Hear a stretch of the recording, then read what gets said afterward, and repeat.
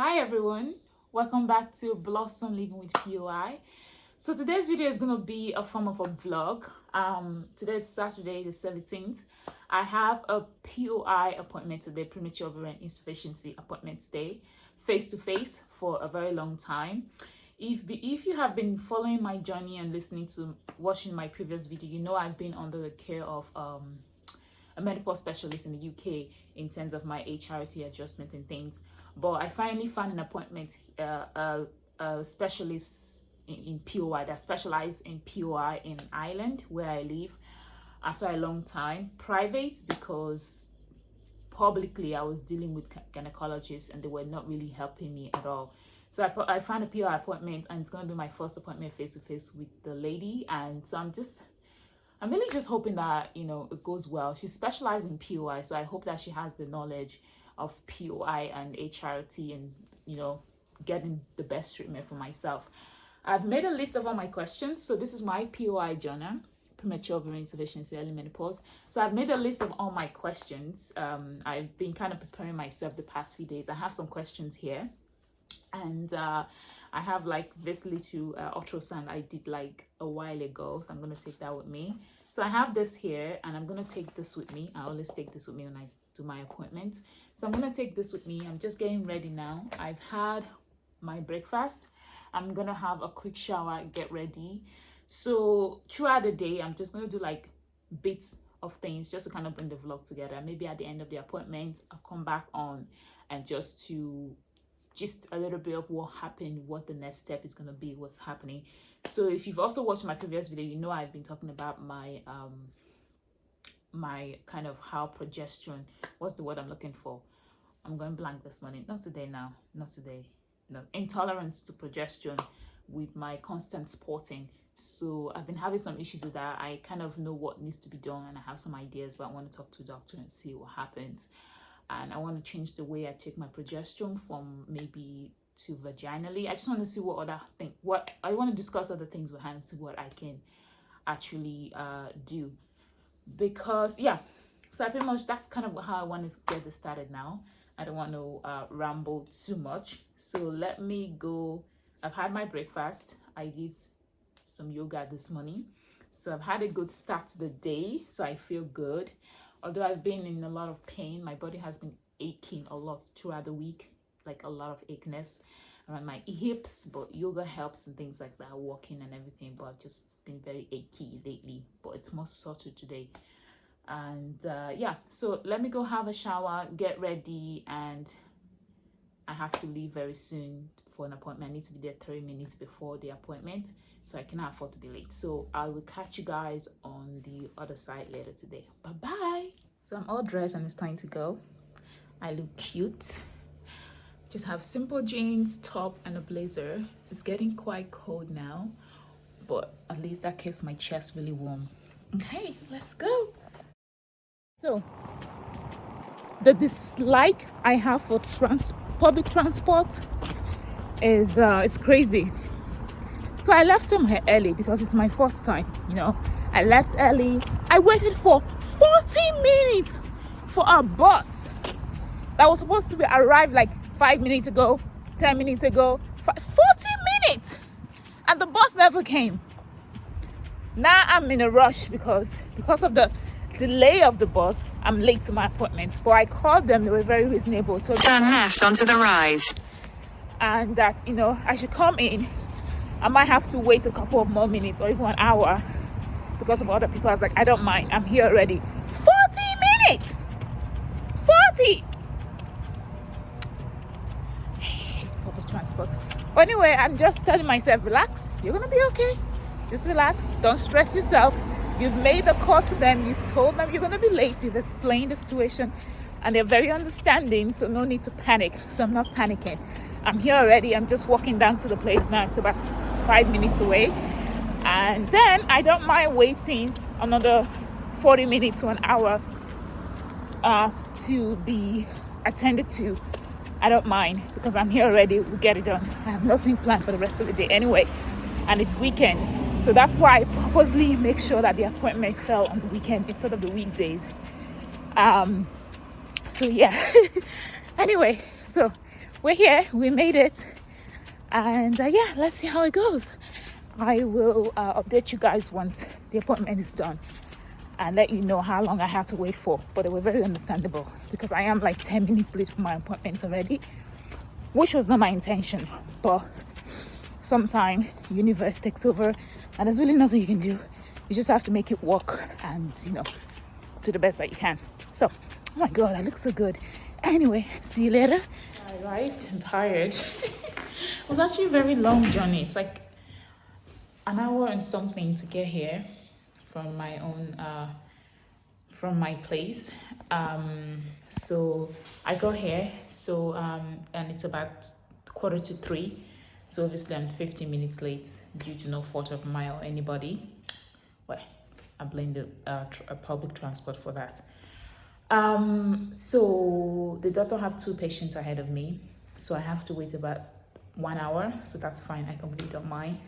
So I'm just gonna go down to the coffee shop, grab something to snack on, and then I'll wait an hour then before my appointment, which is completely fine. Probably that'll be about 4 p.m., maybe 3:45 or something like that.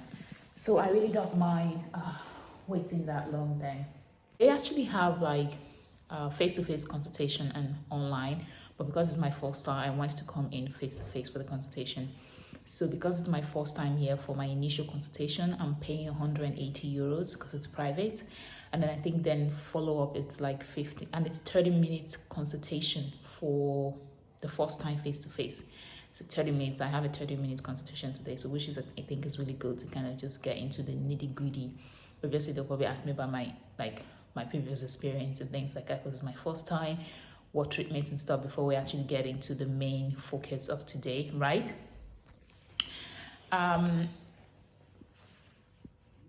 Right, so yeah, so 30-minute consultation, 180 euros. Then I think then you have like follow-ups. Follow-up is like 15-minute consultation, it's like 90 euros, I believe, I can't remember. So yeah, so that's kind of what, I'm not putting my expectations too high, but I'm just like, I'm open-minded, let's see how it goes. At least I know the person is specialized, so I'm expecting at least someone who, know more about POI with younger women. So yeah, and let me grab something to eat. This vlog, I'm actually enjoying doing this vlog. It's really interesting. Okay, I'll talk to you guys very soon then. Okay, bye. Hello, Blossom Living with POI. Hi everyone, welcome back to Blossom Living with POI. How are you all doing? I hope you're all doing well. Just gonna fix my scarf. I hope you're all doing well and keeping safe. So if you've gotten to this point of this video today, so you know what this video is about. I've not really been in the space to come on and talk about anything POI and to give you guys an update since this appointment until today. So I thought I will come on. I'll probably will forget it. I think I'm not going to recall everything that happened at the appointment, but overall, I just want to give you guys an update on what's been going on with progesterone. For those of you that know, progesterone has been it's been really hard on me. So I'm here just trying to figure out how to balance everything up and just get progesterone to be really good to me, like to be just be like, Anita, you know what, I'm gonna be good to you. But it hasn't been the case. But it's okay. I've been doing everything that needs to be done to make sure, we get things right and adjusted to the best that I can until, it probably goes under the gutter again. But anyway, thoughtful thinking. And also my boobs and my nipples have been extremely tender lately. More tender since I started taking the progesterone vaginally.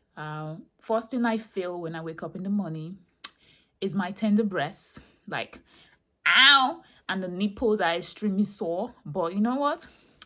We're dealing with it. I didn't think my boobs could be any more tender, but they are. And my nipples are sore as hell. But okay, it is what it is. And hopefully eventually in time, it will settle down. When I've been taking the progesterone vaginally, maybe for a couple of months, it will eventually settle down. But because lately it's just been tender. Anyway, That's just my little rant right now about my sore breast. I don't know if anybody else that has tender breast. I can't lie flat on my chest. I have to lie sideways. I've never been able to lie flat on my chest. If I have to lie flat on my chest, I need to put like extra pillow around my chest area to be for more extra protection. If not, if I lie straight on my chest, my boobs are literally like sore and the nipples are sore. So I've never been able to lie so just flat on my chest without extra kind of cushion to protect me. Yeah. So in terms of the update, so since the appointment, I also had a follow-up appointment with my nursing clinic in the UK because they've been my GP, my menopause specialist since last year, right? And I also spoke with them because I wanted to get a second opinion. It's always good to get a second opinion if you want to. There's no harm in getting a second opinion. And you have to kind of have in mind that when you get second opinion, you're always going to have different information feed to you. You're going to have different information. You're going to know that different clinic treat POI patients differently, right? It's never going to be the same. And for me, that I've been diagnosed for a very long time, actually 14 years, no, 15 years. Wow, is it 15 years? Probably about 14. And, I've been on a very low dose of hormones for a long time. And I know how I felt. And and compared to how I feel now, there's a huge difference. Like such a huge difference. So when I go for second opinion and I get a different idea compared to different information compared to where I am today, I always sit down and analyze it before I make the decision. Hopefully, I'm making the best decision for myself based on how I feel right now and hopefully want to feel in the future, right? Because I would never want to go back to the way I used to feel. It was thinking that was the best way I could feel. It was not. So when I went for the appointment, the doctor and I had a bit of a pushback. I kind of got from the appointment, I got the idea that they only treat POI patients with just like 100 in terms of estrogen. That's like standard. Got the idea it's just 100. They don't go any higher than that. And so I wasn't going to push for it. And they wanted me to go for progesterone 200, which is just try and tackle the bleed and stop the bleed, which also was what they also said, which was okay, no problem. So at the end of the appointment, which was good because the first 15 minutes was really kind of getting to know me, my history, when I was diagnosed, the type of HRT I've been on, the regime. I've always been on continuous HRT. It hasn't changed, except like for 9 months at around 2020 that I was on like 14 days estrogen, 14 days progesterone, which I didn't know. But anyway, and so at the end of the appointment, I also then have a follow-up appointment with my nursing clinic because I was waiting for them and they kind of knew what was going on with my progesterone and stuff. And I wanted to get an appointment with the doctor as well too. So after that, when I got an appointment with them, they wanted me to take the progesterone vaginally, which is what I've always wanted to do vaginally, because I feel like taking the progesterone orally definitely had a huge impact on my digestive system, which I didn't think it did initially, because when I first started taking the progesterone, I felt like I was less bloated compared to the synthetic progesterone I was on before. So I felt like I was less bloated. I felt like everything was okay until I started getting all the symptoms as time went on. And I was wondering what's going on. So I thought maybe it was related to something else. I saw my GP, my doctor. They did a lot of tests, blood tests. And what they thought it was related to wasn't the case, right? So I started retracing my step. When did this happen? It was when I started taking that progesterone. Where in terms of I was so bloated and I wasn't able to eat, and I would just drink water or just have something small and I'll have this sense of fullness as if I've eaten the whole of Ireland. And my stomach would be so sore, my upper abdominal would be so sore, and my digestive system was slow to digest, and I couldn't eat. What I'll eat in a day will mostly be like just drinking water because I couldn't eat anything solid. There was just no space for the food to go. And there was just a lot of pain, and the pain was then affecting my back. And and my digestive system was slow. I even at one point I had to then call my insurance company, my health insurance company, and get like a dietitian and see maybe it's something. We started talking about kind of food I was eating. Maybe there's something that has triggered it and whatnot. I was like, I've never been like this before. There's nothing that has changed my eating. I'm eating the same things I normally eat. And so I wouldn't think it was related, but I was just kind of trying all area to see exactly what was going on. I lost weight at that point, guys. I actually lost weight. And that was also during the time I went home. I was not able to eat. My mother got so worried, like, what's going on? Why are you not eating? And so it was just a lot that has been going on with progesterone. So that's why I was kind of like eager. Number one, because of the spotting, I wanted to try and stop the spotting that was not supposed to be happening. And number two, because of the side effects with my stomach and things like that, I was like, we need to do something about those two things because it was just getting out of hand. So I was really eager to try it vaginally. And when I also spoke to other women and read all that kind of platform and stuff, I saw other women also complain about utrogestan orally in terms of how it affected their digestive system and feeling extremely bloated and things like that. And since trying it vaginally, it really helped them a lot. So I was like, I already knew I wanted to try vaginally since that was an option, but I wasn't sure if I could. I wasn't sure if I could take the utrogestan, oral utrogestan vaginally. That's something I wasn't sure about as well too. And how should I take it every day and how I would take it. My water filter came on. Hopefully it's not too loud. So so I eventually got an appointment then with my nursing clinic, and they were like, no. The only thing that I need to just try and figure out is the progesterone. So they advised me to take it vaginally.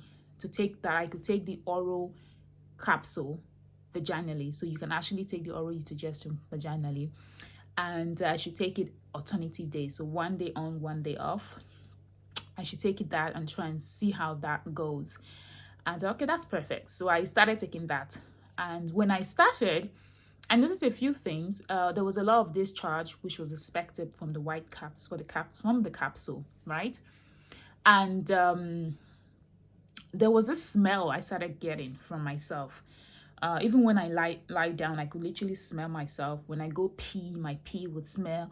When I wipe myself, after using the toilet peeing, the smell was like a fried oil, like an oil that has been fried. I said, what's going on? Especially when I insert my progesterone, because I was using my fingers to inject my progesterone, which I was worried about using my fingers to insert progesterone. I was like, how am I gonna do that? I think I was just overthinking, but now I'm like a pro. It's just in and we're out, right? I'm a pro with it. And I was like, what's going on? When I insert it, I bring out my fingers will be smelling like really oily, and I thought maybe I had an infection from it. And then, but when I look at the leaflet of the progesterone, it has two type of oil. I think is it olive? No, it's not olive oil. Oh, I should have really checked again before I did this video. But I'll put the two type of oil that I read. I'll put them somewhere here I'll put them somewhere here. I'll edit the video and put it there. I think it was like, there was two type of oils that was in there. Was it? I can't remember the name of the oil. What was it again? I think one was soya beans oil, and the other one was olive oil. So I was like, maybe that's why. And then the other thing I noticed was I was having leakage. I started leaking, and when I was leaking, it was like urine. I would just be standing. There was a day I woke up and was mid-afternoon. I was just standing doing something. Next thing I see, I was leaking. There was pee just all over my tie. I was like, Anita's just leaking. What's going on? And I was like, what is going on? And that went on for like a few days. That I would literally be leaking. And I was always having a sense of having to pee. And that's never happened to me before. So with these, and then my spotting was still happening. I know maybe the spotting could have maybe take time to stop. But with those other kind of side effects I was experiencing, I called the nurse practitioner in the nursing clinic. I was like, this is where it's going on. She was like, oh, okay, that's a bit unusual. And she was like, okay, it seems like the progesterone, you're having a side effect to it vaginally and orally. So which one was better? Was it orally better? So you can go back to which one was. I was like, no, was better. Orally, this was the side effect I was experiencing. Vaginally, this seemed to be the side effect. So I don't really know. And she was like, okay, maybe try a different type of progesterone then and see how that go, or the Mirena coil. And I was like, well, the Mirena coil is not really an option right now for me, but we can try a different type. And then I was like, how about if I use the progesterone daily instead of alternative days? The doctor did say I can try that. If I feel like alternative days are not kind of okay, I could try using it daily. She was like, okay, yeah, use it daily. And if you're still having really bad side effects, this is another alternative progesterone you could try. And I was like, that's good, we'll do that. And just, so that's why I think for anybody experiencing side effects from progesterone, intolerance from progesterone, I feel you. It's not easy. Progesterone intolerance and just trying to get the balance of things. Progesterone is like, it's like the little, and I feel you. It's not easy. And I think with these hormones, because my body does not produce the hormones, so I have to replace it. It's all about try and error. That's why I've come to learn. Something might work for 2-3 years, and the next year or two you feel like your symptoms are coming back, the hormones are no longer working or something. It's just mean then you need to try something, readjust and things like that. It's just try and error, because then you're getting older, your body changes. And so that's one thing I've definitely learned, and it's just to be really patient with yourself and just love on yourself. I know, and try not to be too hard, and that takes practice. That takes practice to just really love on yourself and just cherish yourself during this moment. And I've also noticed my mood since I started taking the progesterone vaginally has kind of just deep in and out. I'm much more moody, and apart from the the tender breast and the sore nipple, I'm much like just moody. When I started taking it vaginally, I was getting some acne just around there. I started getting spots and acne, but they settled down after a while. So anyway, since I started taking the progesterone vaginally every day, things have improved. Things have definitely improved. The spotting has stopped, hooray, which was the main thing. So I really pray that it stays. And it's just things, I feel like I'm getting to a place where things are kind of settling in now, and I'm just really grateful. And I kind of had to really, speak out and just ask a lot of questions and really push. I'm like, I'm not feeling okay. What is going on? Just take note of things. You know your body better, right?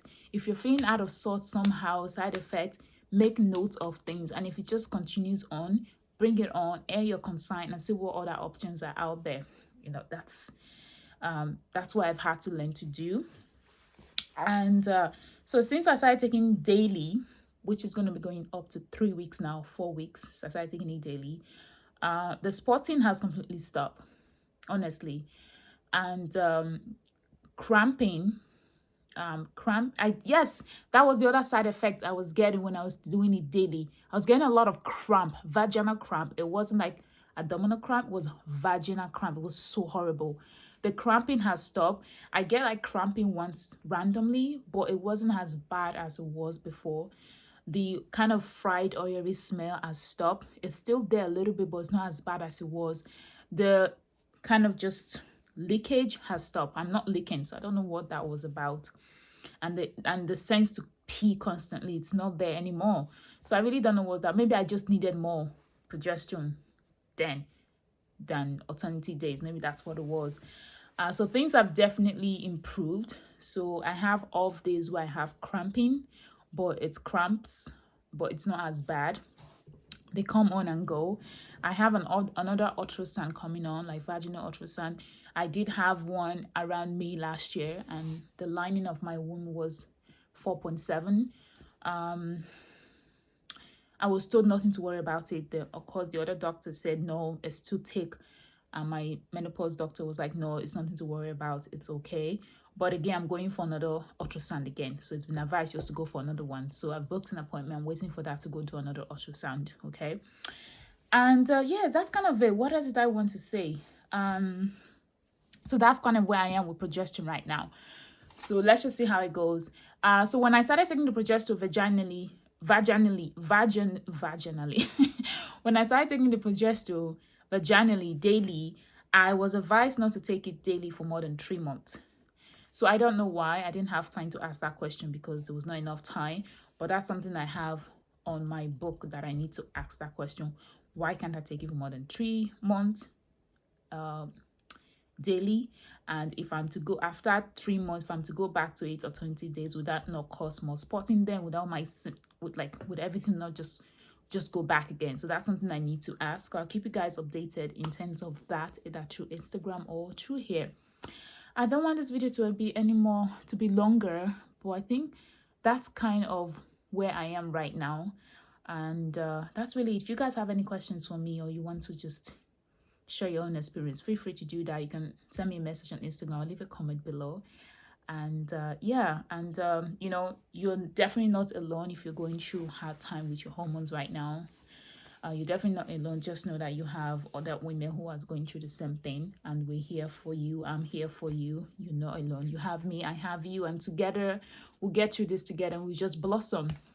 And so this is to hoping that progesterone is good to me henceforth.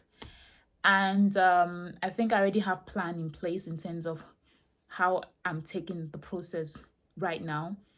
And if it ends up being the case that I've tried everything, it's just like, nope, then I think Mirena coil will then be my last alternative. Like Mirena coil right now is my last option. It's not my first, it's not my second, it's my last after trying everything else. So that's where I kind of stand right now. And yeah, guys, that's pretty much it. It's a long video, so if you got to this point, and I wish you a wonderful day. And take care of yourself, love on yourself, take it easy with yourself, and just don't be so hard on yourself. I know it's easier said than done, but it requires daily practice. And when you're going through PUI, going through this hormone deficiency, going through PUI is not easy. It's not just the hormones, you know, the symptoms, the infertility part of things, the mental, the physical, you know, the spiritual, the psychological. There's a lot. It affects the whole of your life. It has its days. You could be okay today, and you don't know what to expect tomorrow. So that's why you just have to kind of just take it easy with yourself, and just take it one day at a time as it comes. And yeah, I'll just know that you have support system. If you just need someone to listen to you, and you know, just reach out and never feel like you're alone. And you know, it's coming from people who understand what you're going through. I also can sympathize and understand, not just actually, you know, sympathize with you, but can also understand, you know, when you talk about those symptoms and the emotion and the psychological and everything, you can also understand it. So it makes a difference. And I'm gonna go now because this video is 21 minutes. I'll talk to you guys later and have a wonderful day. Take care of yourself. Bye-bye.